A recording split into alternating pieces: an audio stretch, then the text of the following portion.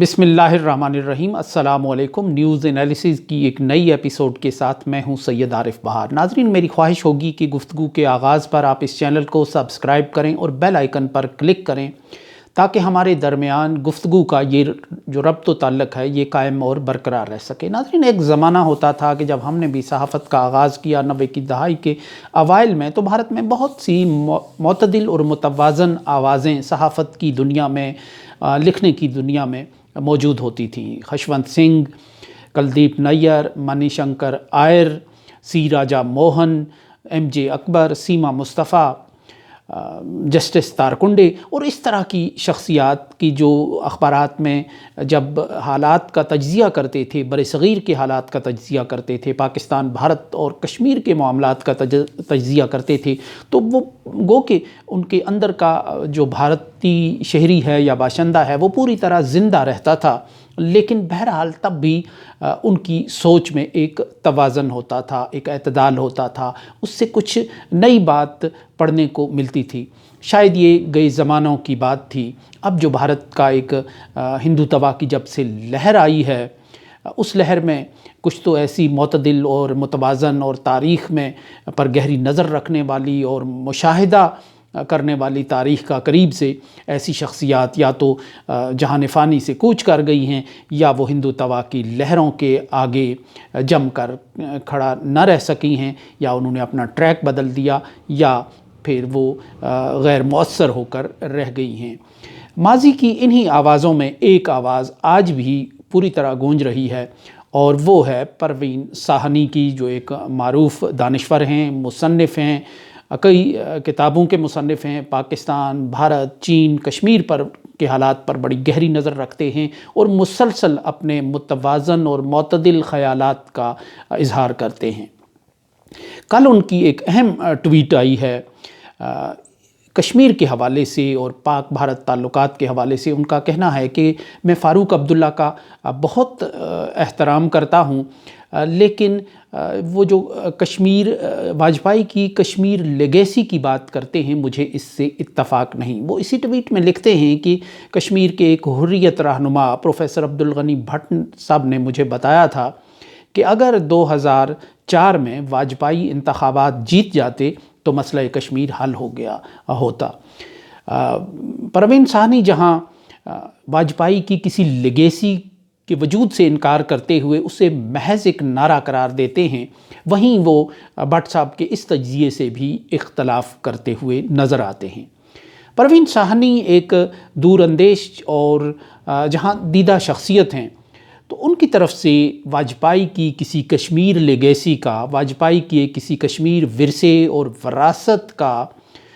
یوں انکار ان لوگوں کے لیے خاصا چشم کشا ہے کہ جو ہمیشہ سے یہ سمجھتے چلے آ رہے تھے کہ اٹل بہاری واجپئی بھارت کی تاریخ کے وہ پہلے منفرد حکمران اور کریکٹر ہیں طاقت کے ایوانوں میں آنے والے، جنہوں نے سنجیدگی کے ساتھ نہ صرف پاکستان اور بھارت کے مسائل کو حل کرنے کی کوشش کی، بلکہ کشمیر کے مسئلے کو کشمیری عوام کی امنگوں کے مطابق حل کرنے کی جو کوشش کی۔ لیکن میں سمجھتا ہوں کہ یہ تجزیہ یہ محض ایک خود فریبی اور خوش فہمی پر مبنی تجزیہ ہے۔ واجپئی کی سیاست کا اگر جائزہ لیا جائے تو، اور اس پالیسی کا جائزہ لیا جائے تو، جب وہ اعلان لاہور کے لیے لاہور آئے تو ان کا گرم جوشی سے پرتپاک انداز میں استقبال ہوا اور اعلان لاہور جاری ہوا، جس کے بعد پھر یہ ایک امید بند چلی تھی کہ اب شاید پاکستان اور بھارت ماضی کی قید سے نکل کر، ماضی کے حصار سے نکل کر دوستی اور تعلقات کی نئی راہوں پر گامزن ہوں گے اور کشمیر کے مسئلے کو وہ تاریخ کے تناظر میں حل کریں گے۔ لیکن یہ بات حقیقت نہیں تھی۔ وزیر اعظم اس وقت کے میاں نواز شریف اس بات پر ہمیشہ شکوہ کنا نظر آئے کہ وہ مسئلہ کشمیر حل کرنا چاہتے تھے، وہ بھارت کے ساتھ تعلقات کو بہتر بنانا چاہتے تھے، لیکن کچھ قوتوں نے اس میں انہیں آگے بڑھنے نہیں دیا اور اسے ناکام بنایا۔ لیکن انہوں نے کبھی یہ بات نہیں کی کہ وہ مسئلہ کشمیر کا ایسا کون سا حل تھا کہ جس پر وہ اور اٹل بہاری واجپئی آمادہ ہو چکے تھے یا متفق ہو چکے تھے یا وہ آگے اس پر بڑھنا چاہتے تھے. یعنی اس پہ سوائے یہ کہ سرحدوں کو irrelevant کر دیا جائے، اس کے سوا اور کوئی حل ایسا نظر نہیں آ رہا. نہ اس کی وضاحت کبھی میاں نواز شریف صاحب کی طرف سے ہوئی، نہ اٹل بہاری واجپئی نے کبھی یہ بتایا کہ وہ کس طرح مسئلہ کشمیر کو حل کرنے کے قریب پہنچے تھے، کس طرح وہ حل کرنا چاہتے تھے. اس کے بعد جب جنرل پرویز مشرف برسر اقتدار آئے 12 اکتوبر 1999 کی جو کو ہے اس کے بعد، تو جب وہ آئے تو اس وقت واجپئی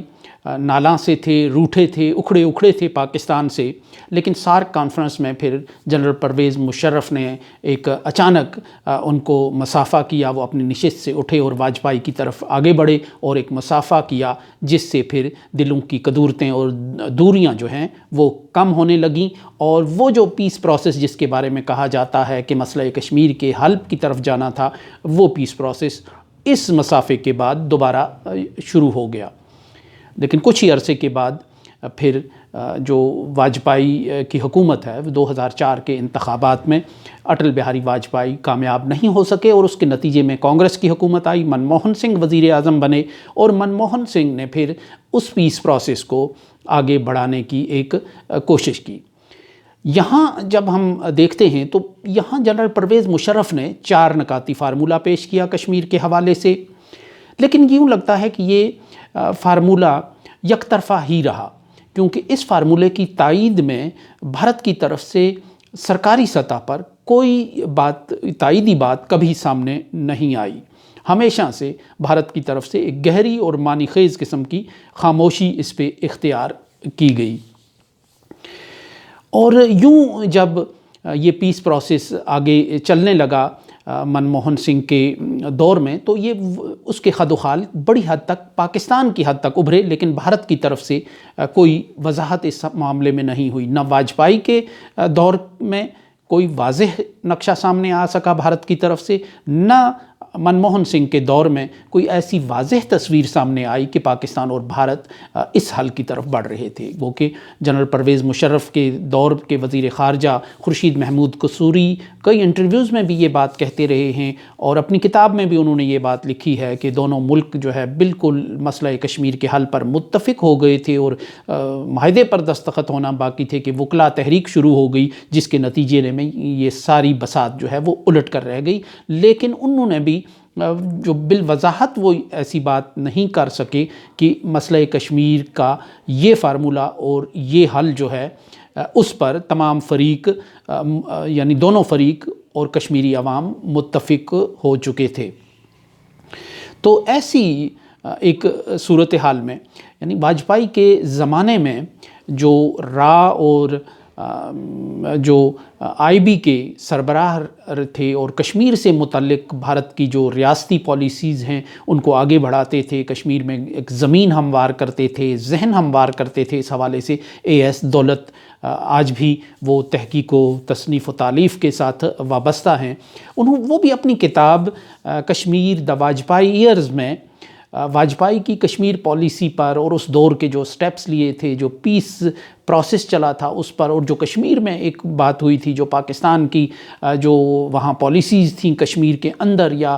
باقی پالیسیز، اس پر وہ کھل کر اظہار خیال کر چکے ہیں. لیکن وہ یہ ثابت نہیں کر سکے کہ یہ وہ فارمولہ تھا، یہ وہ حل تھا کہ جس سے مسئلہ کشمیر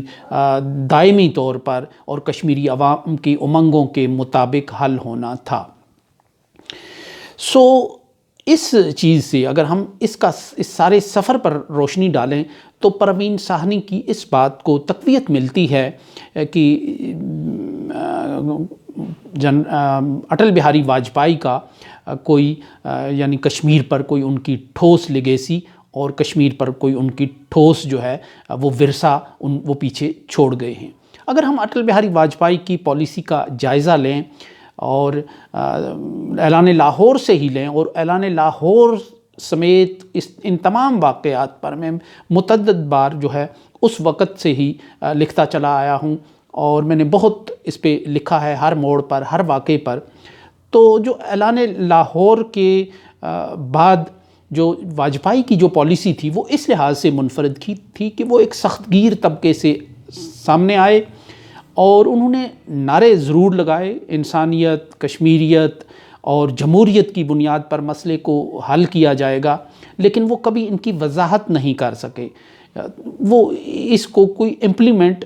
عملی طور پر نہیں کر سکے، سوائے اس کے کہ کچھ بارڈرز پہ نرمی ہوئی، جنگ بندی ہوئی، کچھ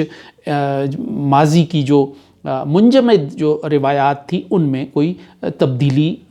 آئی، جیسے کہ کنٹرول لائن پر پھر انہی خطوط پر چل کر ایک آمد و رفت کا آغاز ہوا، پھر تجارت شروع ہوئی، ڈیوائیڈڈ فیملیز کے لیے ایک سہولت اور ایک آسانی پیدا ہوئی۔ تو یہ چند ایسے سٹیپس تھے کہ جو واجپائی کے دور میں اٹھائے گئے، لیکن واجپائی حقیقت میں ایک اس لحاظ سے ایک اسٹیٹس مین تھے، ایک ٹھیٹھ بھارتی تھے کہ وہ پنڈت چانکیا کوتلیا کے اصول کے مطابق وہ آگے بڑھ رہے تھے۔ انہوں نے اپنے مخالف کیمپ میں اپنی اداؤں سے، اپنی اصطلاحات سے، اپنی پالیسیز سے جگہ جگہ جو ہے وہ تقسیم پیدا کی، بہت گہری تقسیم پیدا کی۔ مثلاً اعلان لاہور کے ذریعے انہوں نے پاکستان میں سول اور ملٹری کشمکش کو بڑھا دیا،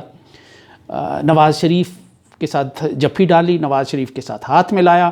ادھر سے جو فوجی قیادت تھی اس نے واجپائی کو سلوٹ کرنے سے انکار کیا، اور یوں ایک خلیج پیدا ہوئی جو بڑھتے بڑھتے کرگل تک پہنچی، اور کرگل کے بعد پھر اس کا مکمل طور پر وہ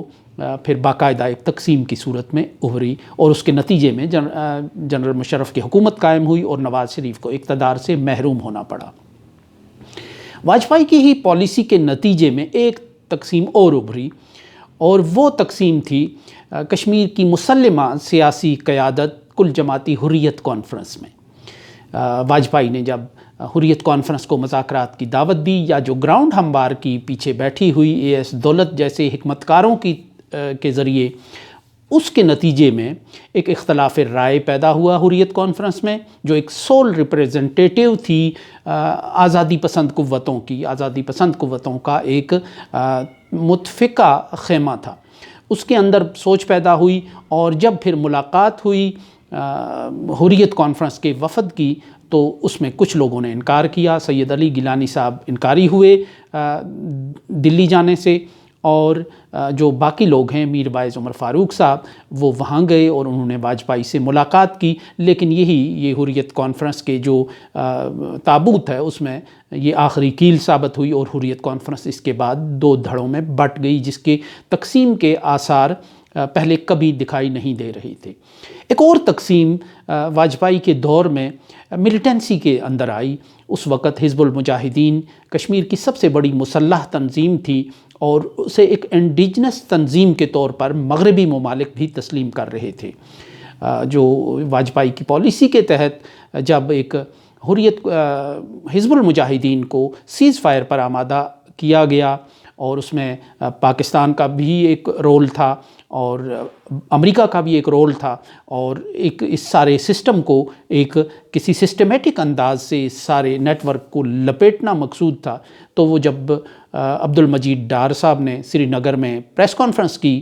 تو اس وقت تک یہ نظر آ رہا تھا کہ یہ حزب المجاہدین کا متفقہ فیصلہ ہے، لیکن چند دن کے بعد کچھ ایسی ہوا چلی کہ حزب المجاہدین دو گروپوں میں تقسیم ہو گئی، اور سید صلاح الدین صاحب الگ چلے گئے اور عبد المجید ڈار صاحب الگ چلے گئے، اور اس سے ملیٹنسی میں ایک بہت بڑا ڈنٹ پڑا،